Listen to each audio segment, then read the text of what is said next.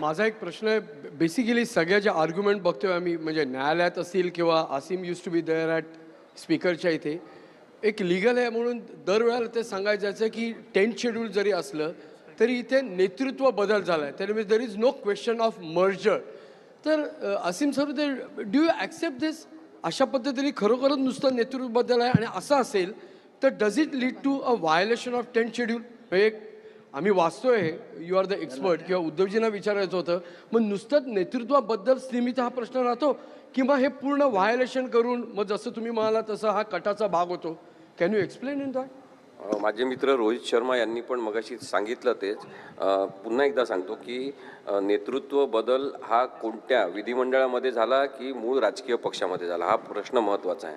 आणि मूळ राजकीय पक्ष हा महत्त्वाचा आहे, कारण की त्यांनी पण मगाशी सांगितलं, मी पण सांगितलं की विधिमंडळ पक्ष हा वेळोवेळी इलेक्शन झाल्यावर अस्तित्वात येत असतो आणि त्याचं आयुष्य 5 वर्षाचं असते, जेव्हा की मूळ राजकीय पक्ष याचं आयुष्य त्याची स्थापना झाल्यापासून चिरंतन स्वरूपाचं असते, जोपर्यंत तो पक्ष बंद होत नाही. आणि त्यामुळे नेतृत्व बदल असा झालेलाच नाही आहे. नेतृत्व बदल न होता, आणि म्हणून काय झालं आहे की आपण सातत्याने जरी या घटनांबद्दल बोलत असलो तरी लोकशाही प्रक्रिया सगळ्यांनी वेठीस धरलेली आहे. आणि त्यासाठी कोणी स्वतःला चाणक्य म्हणून घेत असतील तर ते पण समजून घ्यायला पाहिजे. आणि त्यांनी विधानसभेमध्ये भाषण केलं, त्याच्यानंतर आपण सगळ्यांनी पाहिलं असेल, अमेरिकेत कदाचित अशी घटना असती तर तेव्हाच्या तेव्हा सरकार त्यांनी पदच्युत केलं असतं. त्यांनी काय सांगितलं, एकनाथ शिंदेंनी हसत हसत ते सांगत होते, म्हणजे निर्लज्जपणा पण तो आहे एक प्रकारे आणि कायद्याची टर उडवणं आहे.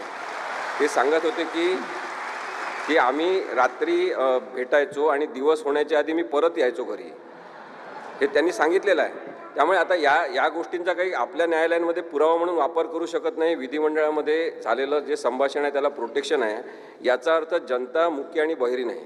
आणि म्हणून उद्धव साहेबांनी जे सांगितलं की जनतेच्या न्यायालयात हा प्रश्न ते आता देत आहेत आणि तुम्ही सगळ्यांनी ठरवायचा आहे, तो याच्यासाठी की नेतृत्व बदल वगैरे काही झालाच नाही. जबरदस्तीने यांनी स्वतः घोड्यावर बसल्याने मीच नवरदेव असं सांगितलेलं आहे. तसं नाही आहे असं माझं म्हणणं.